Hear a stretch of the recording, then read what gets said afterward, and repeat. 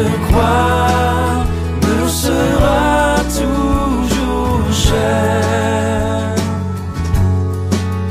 Elle est gloire et victoire pour moi. Et par elle, en la maison du Père, la couronne est offerte à ma foi. Et par elle, en la maison du Père, la couronne est offerte à ma foi.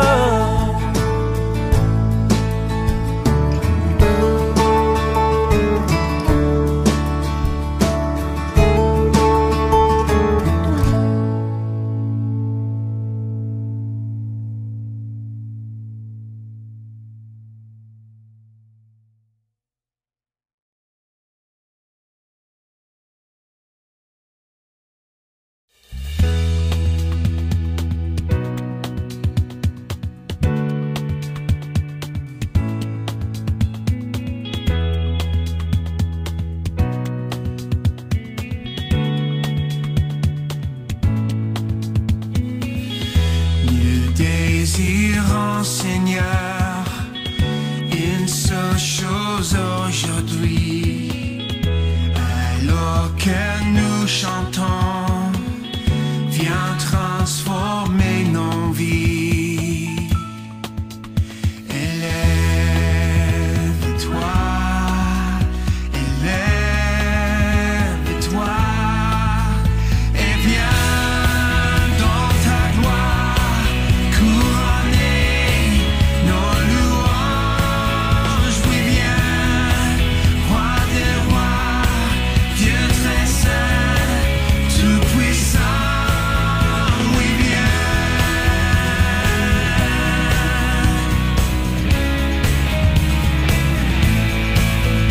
Oui viens.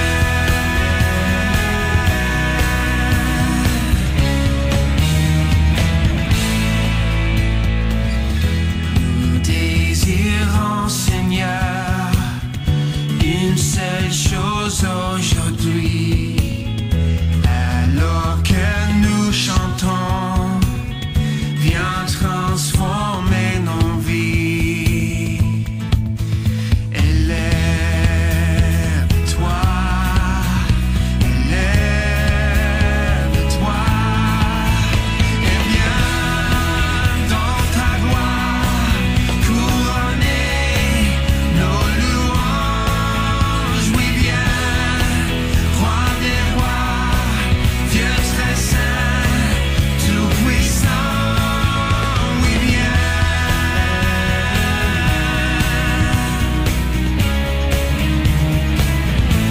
Oh oui viens.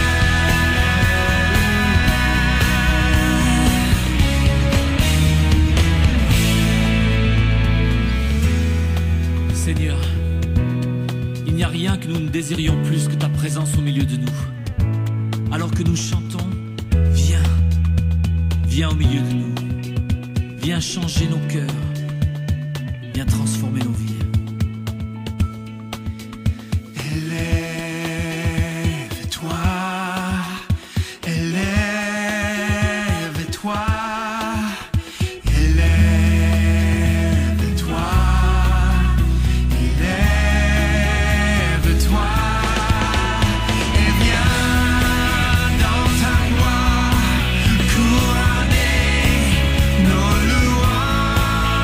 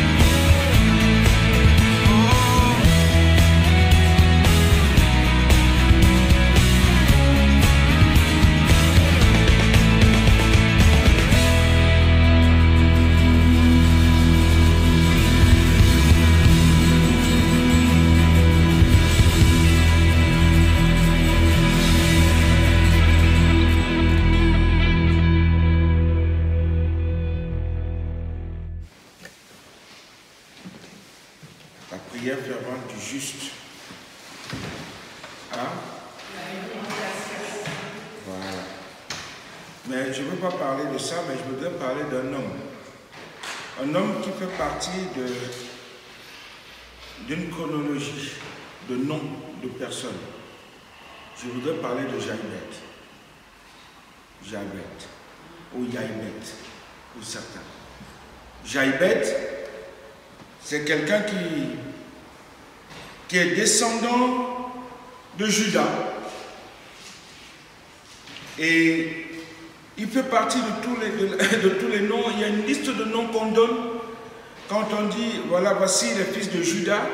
Et on commence à donner les noms.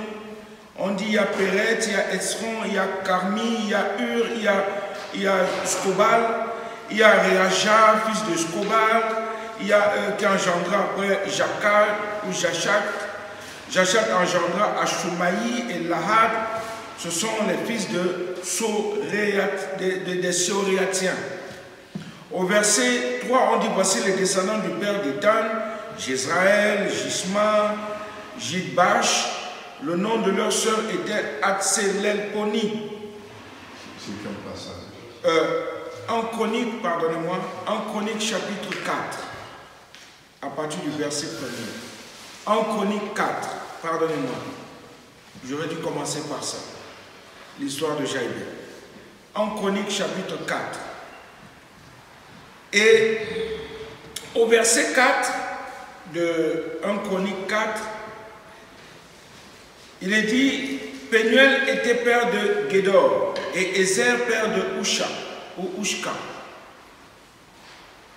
Ce sont là les fils de Hur, premier-né d'Ephrata, père de Bethléem. Ashur, père de Tekoa, eut deux femmes, Eléa et Nahara. Nahara lui enfanta Ashuzam, Épher, Témeni et Achastari ou Akastari. Ce sont là les fils de Nahara, fils de Éléa, Théret, Toshar et Etna. Koth engendra Anoul et Atsobeba et les familles d'Acharchel, fils d'Arum. Le verset 9 est bizarre. On donne toute une liste de noms et on arrive au verset 9 et 10. Jaïbet était plus considéré que ses frères. Je me suis dit, Seigneur, comment ça commence comme ça? Jaïbet était plus considéré que ses frères. Sa mère lui donnant le nom de Jaïbet, en disant, c'est parce que je l'ai enfanté avec douleur. Jaïbet invoqua le Dieu d'Israël en disant, si tu me bénis, si tu me bénis. C'est incroyable, hein? Et que tu étendes mes limites, si ta main est avec moi, et si tu me préserves du malheur, en sorte que je ne sois pas dans la souffrance, et Dieu accorda ce qu'il avait demandé. 2 versets. 2 versets. Et on continue les noms. Il y a la liste des noms qui continue. On parle de Jaïbet de 2 versets. 2 versets qui ont bouleversé la vie d'un homme. Jaïbet. On ne sait pas qui il est, mais on sait juste que sa mère lui donnant le nom de Jaïbet. Et lui, il a prié son Dieu, il a crié vers son Dieu, afin qu'il puisse être béni, et que ce nom ne lui colle plus dessus, sur lui. Douleur. Vous vous rendez compte, tu arrives quelque part, hé, douleur, viens ici. Hé, douleur, fais ça. Oh, douleur, fais-moi ci, fais-moi ça. Ça fait mal. Jamais Jaïbet n'oubliera que sa mère a beaucoup souffert en le mettant au monde. Jamais. Toute sa vie, il s'appellera douleur ou souffrance. Pourquoi Dieu a-t-il voulu, au milieu de cette lecture et de tous ces noms, nous rapporter cette note rafraîchissante? Pourquoi? Nous ne savons pas. Nous ne savons pas. Peut-être est-ce de lui que vient le nom de la ville de Jaïbet. Parce qu'il y a une ville qui s'appelle Jaïbet. Peut-être. En Chronique chapitre 2, verset 55. La ville de Jaïbet. Peut-être. Mais une chose est sûre, c'est que Dieu a écouté la prière de cet homme. Et nous avons le droit de croire qu'il écoutera toutes les autres qui prieront de la même manière que nous, de la même façon que nous. C'est-à-dire du fond de leur cœur, qui viennent avec vérité devant Dieu. Vérité devant Dieu. Dieu veut bénir, hein? Dieu veut exaucer, mais il faut venir devant lui avec un cœur vrai et humble.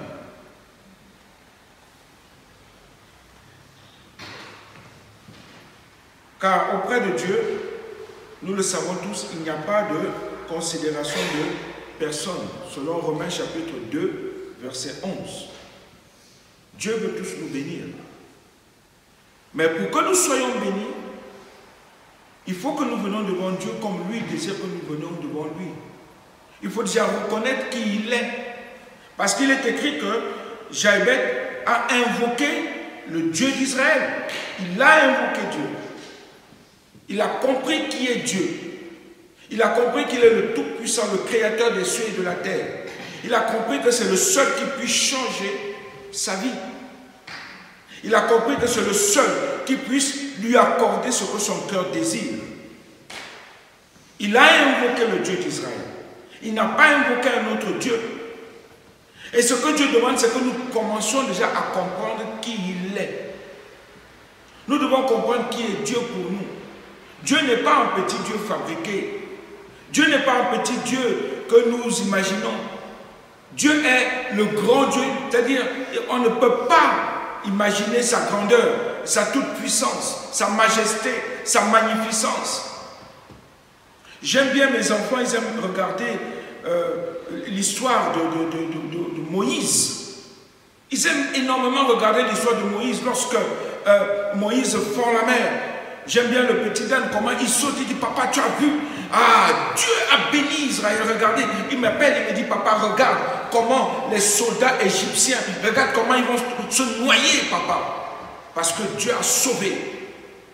Parce que Dieu a béni.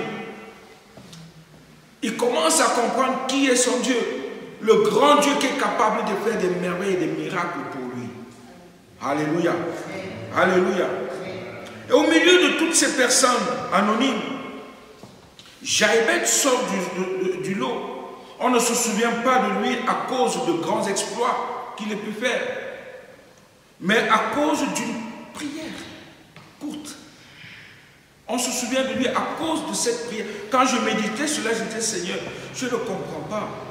Il a fait une prière tellement courte, mais tu l'as exaucé. Tu l'as exaucé, nous dit Dieu accordait ce qu'il avait demandé. Le verset 10. Une prière courte. Et il a été béni. Parce qu'il a compris le processus. Il a compris qui est son Dieu. Et qu'il ne pouvait pas venir comme ça. Il fallait qu'il fasse quelque chose. Et nous allons le comprendre ce soir. Oui. Il n'a pas gagné de grandes batailles ou édifié de grands monuments. Il n'a pas fait tout cela. Il a fait juste une prière. Du milieu de toute cette liste de noms dont parle en Chronique, chapitre 4. C'est lui qui est mis en évidence à cause de cette prière, ou grâce à cette prière. Ce n'est pas évident de porter un nom. Ce n'est pas évident de porter un nom comme celui de Jaïbet. Un nom qui est difficile à porter. Douleur. Douleur. Douleur ou problème. C'est pas facile. Imaginez les moqueries de ses amis quand il était petit. Ah, toi tu n'as que des douleurs. Ah, douleur. Dès qu'il se fait malade, c'est normal parce que tu t'appelles douleur. Ah, dès qu'il a un boba, c'est normal parce que tu es douleur. Imaginez tout cela. Imaginez aussi sa maman quand elle l'appelait pour venir manger. Et douleur, viens manger. Et souffrance, viens manger.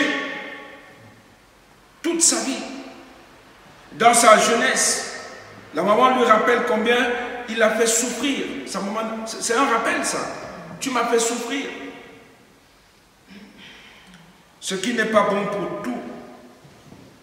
Pour son psychisme, pour lui-même, pour sa propre vie. Vous vous rendez compte, peut-être il se mettait à se dire, mais qu'est-ce que j'ai bien pu faire à ma mère pour porter un nom pareil? Cet homme a pourtant triomphé un jour de cet handicap. Et c'est ce que semble dire le texte quand il déclare Jaïbeth était plus considéré que ses frères. Il était plus considéré que tous ses frères. Ce que vous avez été dans le passé ne doit pas déterminer votre futur. Ce que vous avez été dans le passé ne doit pas déterminer votre futur. Jamais. Parce qu'avec Dieu, les choses anciennes sont passées. Voici, toutes choses sont devenues nouvelles. Et tout cela vient de Dieu. 2 Corinthiens chapitre 5, verset 17. Les choses anciennes sont passées. Je ne m'appelle plus douleur. Je ne suis plus le Blaise qui dansait le hip-hop dans les rues. Je ne suis plus le Blaise bagarreur. Ma vie passée n'est plus. Je suis devenu un autre en Jésus-Christ, par Jésus-Christ et pour Jésus-Christ. Alléluia. J'avais une vie de malédiction. Mais Dieu a changé cette malédiction en bénédiction, en lui-même, par lui-même et pour lui-même. Alléluia. Au milieu d'un environnement en décomposition, Jaïbeth s'est levé et a fait cette prière parce qu'il ne voulait pas subir ce qu'il vivait. Mais il voulait triompher. Est-ce que nous voulons triompher? Je ne sais pas comment les gens vous appellent. Je ne sais pas ce que vous vivez dans vos vies. Mais une chose est certaine, nous devons triompher au nom de Jésus-Christ.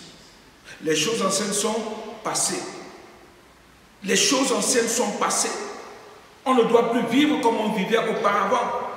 Si on mentait, si on volait ou bien si on vivait une vie qui ne glorifie pas Dieu, on ne peut plus, c'est fini. Amen. Nous sommes devenus une nouvelle créature, une nouvelle création en Jésus-Christ. Christ nous a changés. Il y a une vie nouvelle. Jaïbeth a eu une vie nouvelle. Ce n'était plus le même Jaïbeth. C'était un autre. Dieu a exaucé, Dieu a écouté sa prière, et Dieu l'a béni. Et toi ce soir, aujourd'hui, est-ce que tu veux venir vers ton Dieu et lui dire, Seigneur, moi voici, je vais te donner ma vie. Je veux reconnaître que toi seul es capable de faire quelque chose pour moi dans ma vie. Toi seul es capable d'enlever ce qui me fait si mal. Seigneur, c'est vrai, les gens ont dit, c'est vrai, les gens ont proclamé des choses. Peut-être que moi-même, j'ai proclamé des choses sur moi-même. Des fois, nous proclamons des choses qui nous minent. Ah, je ne suis rien. Ah, je ne peux rien. Ah, je ne suis pas capable. Ah, comment je vais faire? Ah, regarde le problème. J'ai pris l'exemple de Moïse. Moïse avait les Égyptiens qui venaient derrière lui. Et devant lui, il y avait la mer Rouge. Double problème. Mais il a oublié une chose, Moïse. C'est que le Dieu d'Israël était là. On veut lui dire, les Égyptiens arrivent. Mais pourquoi l'homme qui est venu lui dire que les Égyptiens arrivent n'a pas dit, le Dieu d'Israël est avec nous? Il arrive l'ennemi, mais où est le problème? Le Dieu d'Israël est là. Je suis le temple du Saint-Esprit. Le problème arrive, et oui. Et alors? Alléluia. Qu'y a-t-il de si exceptionnel dans cette prière? Pour que pendant des siècles, les prédicateurs en parlent encore jusqu'aujourd'hui, et peut-être jusqu'à demain. Beaucoup parlent de la prédication, de cette prière, de cette simple prière de cet homme, Jaïbeth. Moi, ça m'a surpris parce que j'ai tellement lu des bouquins sur cet homme. Sur Jaïbet, beaucoup de gens ont écrit, des exégètes ont écrit sur Jaïbet. Mais je me suis dit, Seigneur, c'est vrai, ils vont faire tant de commentaires. Mais la seule chose qui est considérable, c'est qu'il a été béni. Parce qu'il a juste fait une courte prière en reconnaissant qui tu es pour lui. Et il a dit, problème, celui qui est là, celui qui vit là, celui qui m'a fait naître, quand bien même je suis douleur, il est capable de changer toutes choses dans ma vie. Amen. Alléluia. Est-ce que nous arrivons à comprendre cela encore ce soir? Il est un fait que cette prière a suffisamment plu à Dieu pour qu'elle soit rapportée dans l'Écriture. Dieu a dû aimer cette prière parce qu'il a vu un homme qui vient avec un cœur vrai et sincère, en reconnaissant son grand Dieu vivant et vrai, en reconnaissant qui il est pour lui. Dieu est notre chemin, notre vérité et notre vie, n'est-ce pas? Pourquoi donc tant de paroles de malédiction? Pourquoi tant de paroles négatives dans nos vies? Tant de problèmes? Quand le problème arrive, Dieu, où es-tu? Et pourtant il dit, je suis là, je vis en toi. Mon esprit vit en toi. Mais on est toujours en négatif.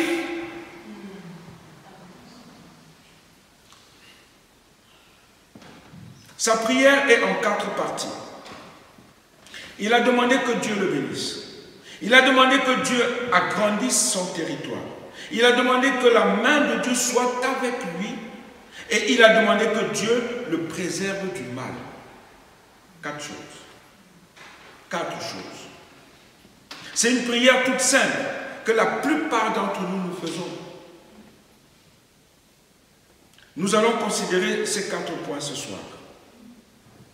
Un à un, et voir comment nous pouvons nous les appliquer en nous aujourd'hui. Souvenons-nous que Dieu ne fait point de différence. Il ne fait exception de personne. Dieu a tant aimé le monde qu'il a donné son Fils bien-aimé Jésus-Christ en rançon pour tous. Je n'aime pas une version qui dit pour plusieurs. C'est comme si il n'y avait que pour une catégorie et que les autres sont jetés.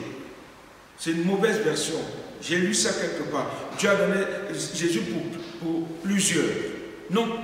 Dieu a tant aimé le monde. On n'a pas dit Dieu a tant aimé quelques personnes. Dieu a aimé le monde entier. Les bons comme les méchants. Dieu les aime. Pourvu qu'on revienne à lui et qu'on reconnaisse qui il est. Il est Dieu, le Tout-Puissant. Et je dois me soumettre à lui. Je dois reconnaître qu'il est tout pour moi. Et je lui dois révérence à chaque instant de chaque jour de ma vie. La première des choses que Jaïbet demande, c'est que Dieu le bénisse. Il a demandé à Dieu de lui ouvrir son précieux trésor, là où se trouvent toutes ses bénédictions. Ce n'est pas mauvais. Ce n'est pas mauvais de demander à Dieu d'être béni. Ce n'est pas mauvais. On ne va certainement pas demander la malédiction à Dieu.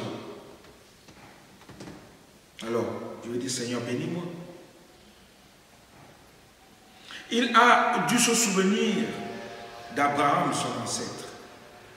Pour moi, il a dû se souvenir d'Abraham.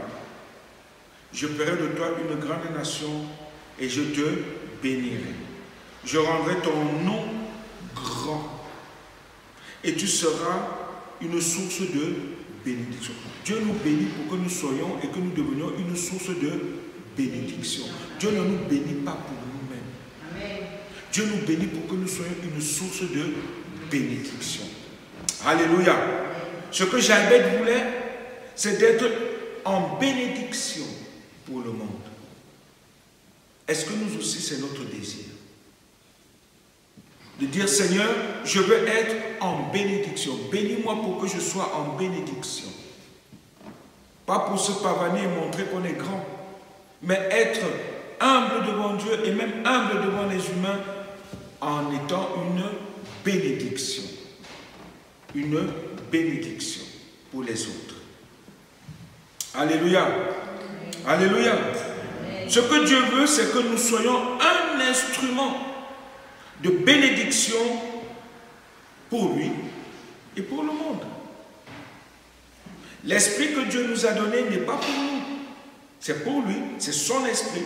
Et nous devons faire sa volonté selon qu'il désire que nous le fassions. J'étais au Havre et dimanche matin, on allait à l'église, la grande église du Havre, et à la sortie de la voiture, je vois une dame qui nous regarde et qui nous dit bonjour. Ah, il dit, elle, je ne veux pas la louper. Il dit, Seigneur, fais-moi grâce, mets-moi les mots qu'il faut, exacts pour cette femme. À peine j'avance, je commence à lui parler. Elle me dit, elle commence à me raconter toute sa vie. C'est une mamie, une dame assez âgée. Elle me dit, mon mari était marin, je suis toute seule. Je lui demande, vous avez une Bible? Oui, je crois en Dieu. Je crois en Dieu, je sais que Dieu existe, je sais que mon Dieu est vivant et vrai. Et j'ai commencé à prier avec elle. Je n'ai pas attendu. J'ai dit, Seigneur, bénis cette dame. Elle a besoin de toi. L'église est à 2 minutes de chez elle. 2 minutes, à pied. J'ai dit, madame, excusez-moi, l'église est à côté. Allez voir le pasteur. Elle dit, oui. Elle appelait le prêtre. Il dit, non, ce n'est pas un prêtre, c'est un pasteur. Allez voir le pasteur. Vous allez voir.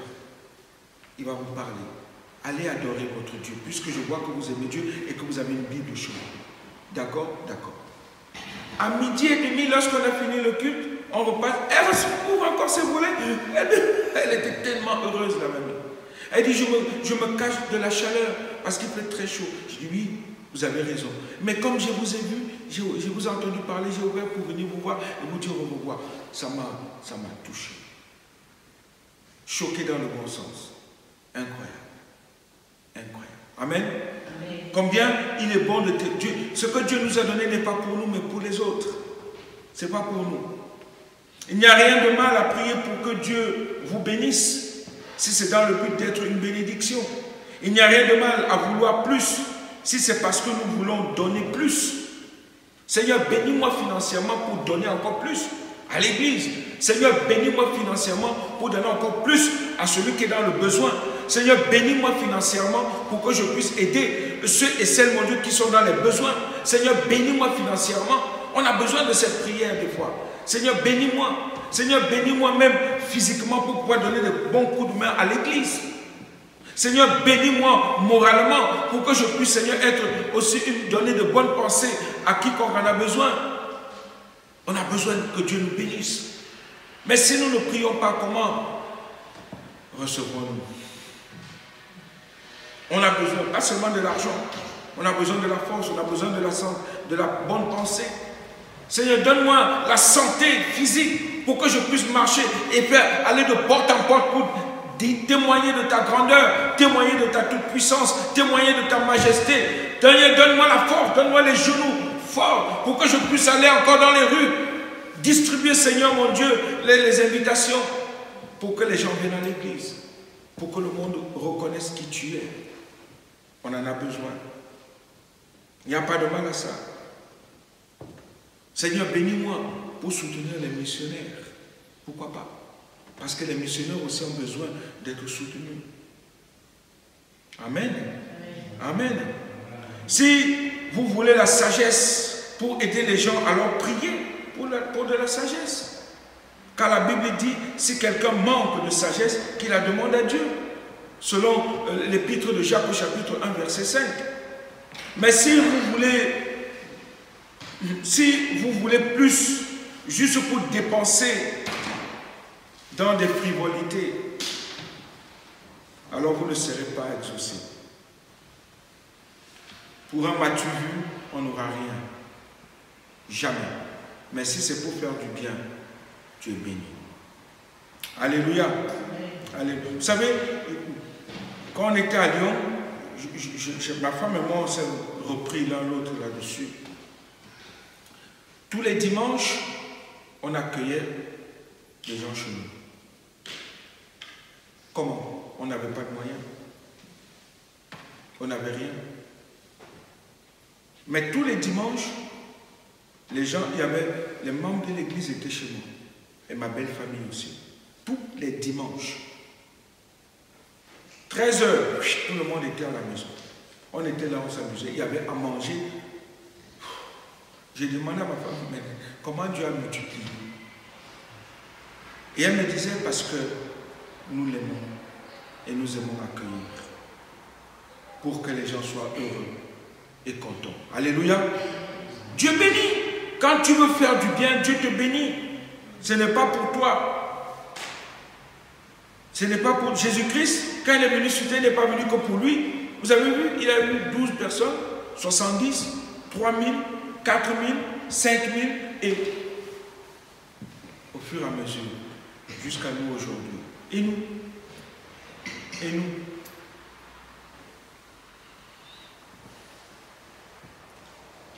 Si tout ce que vous voulez, c'est en mettre plein la vue aux autres, alors vous ne serez pas exaucés. Alléluia. Dieu veut nous bénir. Dieu veut nous accorder ses grâces et ses bontés. Dieu veut nous donner ce qui est de lui. Dieu veut nous accorder ce qui vient de lui. Oui. Quand Dieu lui a dit, laisse-moi aller, je parle de Jacob. Jacob. Parce que nous savons aussi que Jacob est certainement l'ancêtre aussi de Jaïbet. Parce que Jacob a lutté avec Dieu. Dans Genèse 32, verset 26, quand Dieu a dit à Jacob, quand Jacob a dit oui à Jacob, laisse-moi aller, Jacob a dit une petite phrase. Je ne te laisserai pas aller que tu ne m'aies béni. Pourtant, ils ont lutté toute la nuit.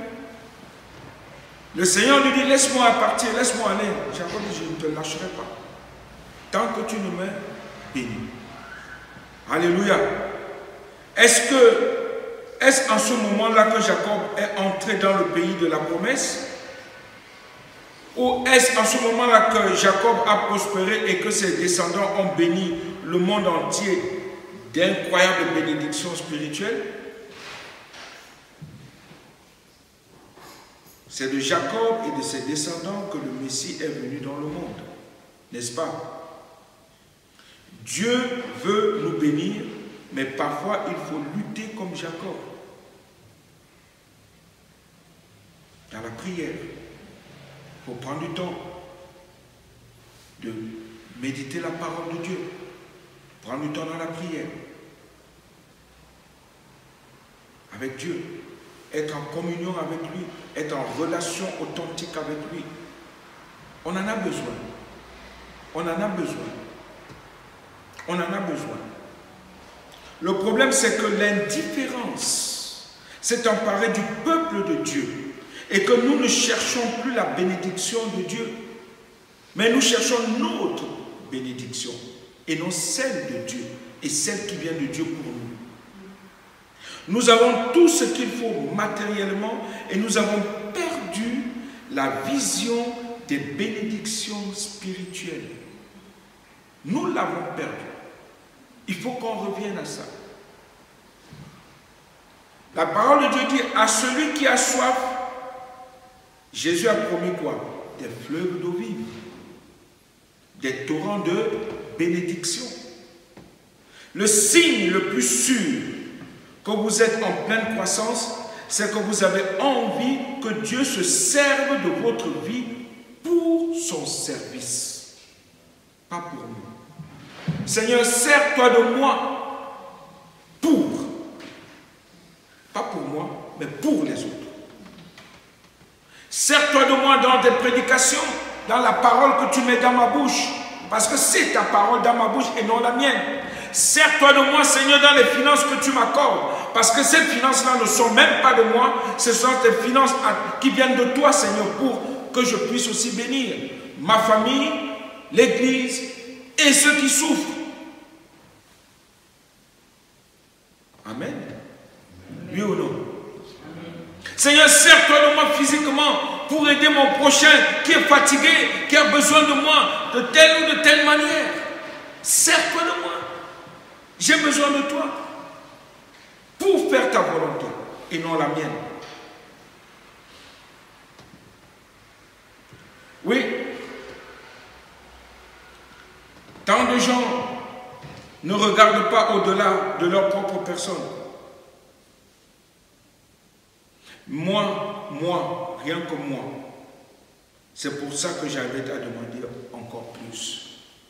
Parce qu'il ne pensait pas qu'à lui-même. Étends mes limites. C'est ce qu'il a dit, n'est-ce pas? Étends mes limites. Je ne peux pas regarder à mon petit cocon, à mon petit réconfort. Étends mes limites. Agrandis mon territoire. Agrandis mon territoire. L'ennemi essaie toujours de nous serrer de près, de nous limiter. Combien de fois Israël a dû combattre contre les Cananéens ou les Philistins parce que ceux-ci arrivaient toujours à grignoter le terrain. Il fallait les repousser et reprendre ce qui faisait partie de l'héritage de Dieu à Israël. Je parlais avec le pasteur Linderman, je lui racontais l'histoire de la guerre d'Israël contre les pays arabes en 1973. Un général israélien se lève quand à l'est, au sud, l'armée égyptienne entrait avec plus de 1500 chars. 1500 chars. Et le général israélien disait, on n'avait que 30 chars. 30 chars de combat contre 1500 chars. Ils ont pris les réservistes et quelques voitures de tanks, pas les gros tanks, mais les voitures de tanks, ils avaient à peu près 200, pour aller contrer les attaques des Égyptiens et les attaques des Syriens de l'autre côté. Il dit, il est parti avec quelques chars d'un côté et quelques chars de l'autre côté. Devant plus de 500 amis, je ne sais pas où. Il dit, il raconte, il dit, ils étaient devant lui. Il dit, avant d'arriver sur la crête pour voir les chars, il dit, Seigneur Dieu, aide-moi, conduis-moi. Que je revienne ou que je ne revienne pas, à toi la gloire. Il a foncé, il est arrivé à la crête, il voit les chars, on aurait dit des fourmis devant lui. Mes frères, je crois qu'il se sera enfui. Tu as quelques chars, même pas 30 chars, qui sont là pour combattre. Plus de 1500 chars de combat, des T2 russes. Et tu n'as rien d'autre que ce que tu as là. Je crois que tu vas retourner, tu dis non, je veux fuir. Mais il ne s'est pas enfui. Il a commencé à bombarder. Il a dit, il dit, feu! Vous tous, feu! Vous savez comment on a appelé cet endroit, la vallée de quoi? La vallée des pleurs. Pourquoi? Le nombre de morts était incomptable. L'armée ennemie.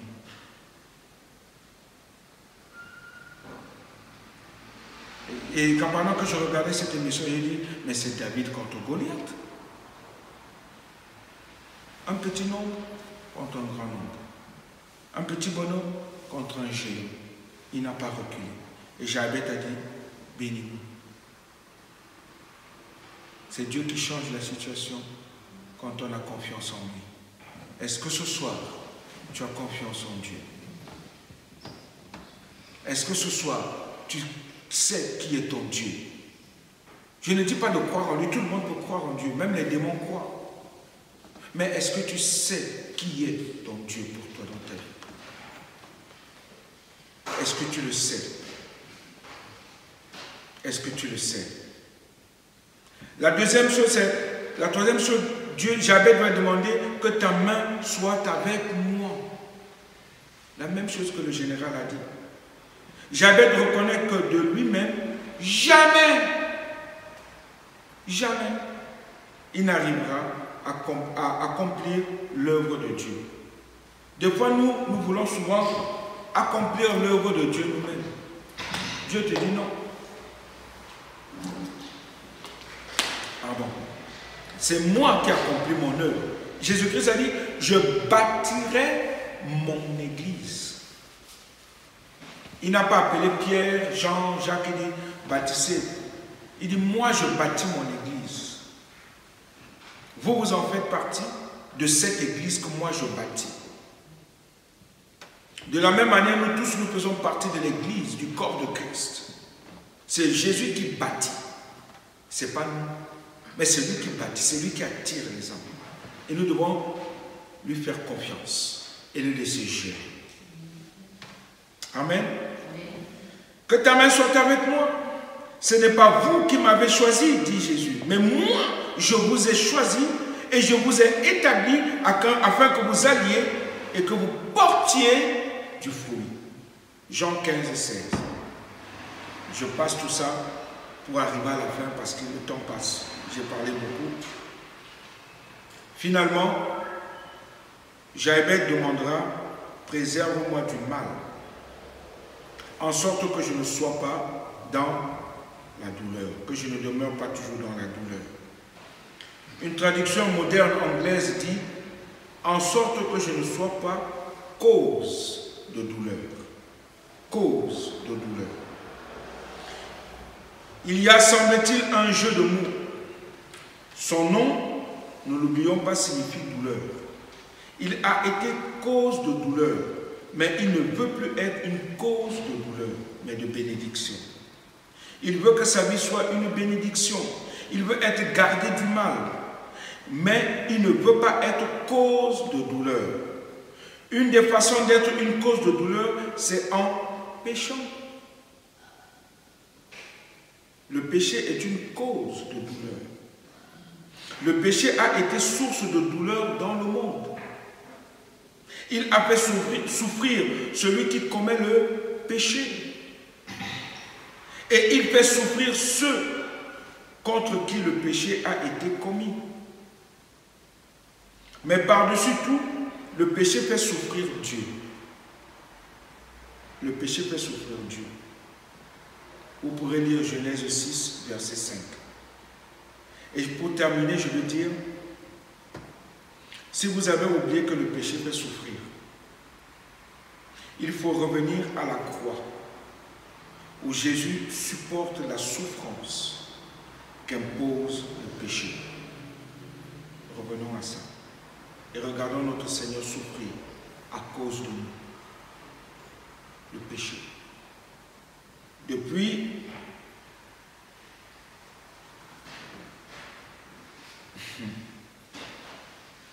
la cellule où Jésus était, en passant par les coups de fouet et la couronne d'épines qu'il a eue sur sa tête, puis pour finir, la crucifixion. Lui, je terminerai en disant, le péché a fait souffrir notre Seigneur et notre Dieu. Maintenant, souvenons-nous de ce Jaïbeth. Seigneur, bénis-moi. Parce que je reconnais qui tu es. Je sais que toi seul es capable de m'accorder ce que mon cœur désire. Et si tu me bénis, étends mes limites, étends ma tente, pour que je sois aussi une source de bénédiction. Est-ce notre désir ce soir? Amen. Amen. Prions le Seigneur, s'il vous plaît. Alléluia. Père, nous te bénissons encore ce soir, parce que nous reconnaissons que sans toi, nous ne pouvons rien. C'est vrai que plusieurs nous ont donné des noms de douleur, noms de malédiction, des noms, Seigneur mon Dieu, qui nous créent des problèmes, où ils nous imposent des choses à faire. Seigneur, pour ne pas comprendre, ne pas croire que toi seul es capable de nous bénir. Ce soir, nous voulons faire cette courte prière comme Jaïbeth, en disant, Seigneur, bénis-moi, pour que je devienne une source de bénédiction. Élargis mes tentes et fais-moi grâce, Seigneur. Délivre-moi, Seigneur, de douleur où que je suis, Seigneur, à bénédiction ou à bonne santé que je dois être en toi, par toi et pour toi seul. Bénis encore tout un chacun de nous, ici présents comme ceux qui sont de loin ou qui nous écoutent dans les ondes, afin qu'ensemble nous soyons toujours bénis par toi, Père, au nom de Jésus-Christ. Amen.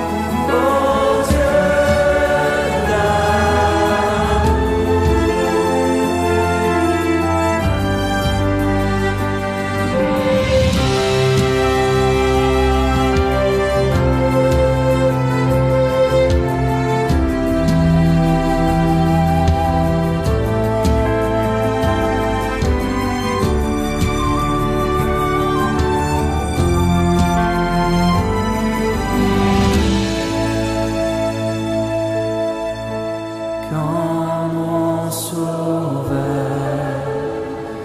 éclatant de lumière, se lèvera de son trône éternel, et que les sangs des douleurs de la terre,